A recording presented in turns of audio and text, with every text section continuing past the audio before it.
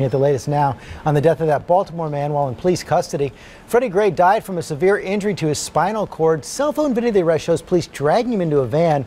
6 officers have now been suspended pending an investigation, and ABC's David Curley is on the scene in Baltimore. Good morning, David. Good morning, George. The U.S. Justice Department is considering an investigation of the Baltimore Police Department and the death of Freddie Gray. A lot of questions still this morning. How did this 25-year-old die in police custody?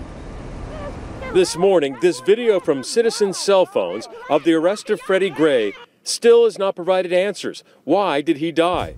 Police say their cameras are inconclusive too. We had no evidence, physical or video or statements of any use of force. There was no physical bodily injury that we saw, nor was it evident in the autopsy of Mr. Gray. And yet, Freddie Gray suffered a severe spinal injury, which 7 days after his arrest led to his death. A week ago Sunday, police say Gray bolted when he saw police, but he gave up a couple of minutes and a couple of blocks away. Police say once put in a van, he asked for an inhaler. Minutes later, he becomes irate, and police take him out to put on leg irons. A little more than 15 minutes after being put in that van, the driver asks for a medical check. But it's 25 minutes before a medic is called.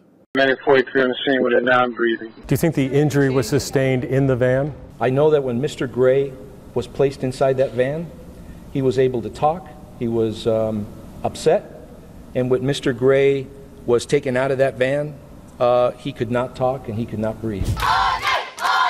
Overnight, residents taking to the streets for a second night, unhappy with the answers from authorities.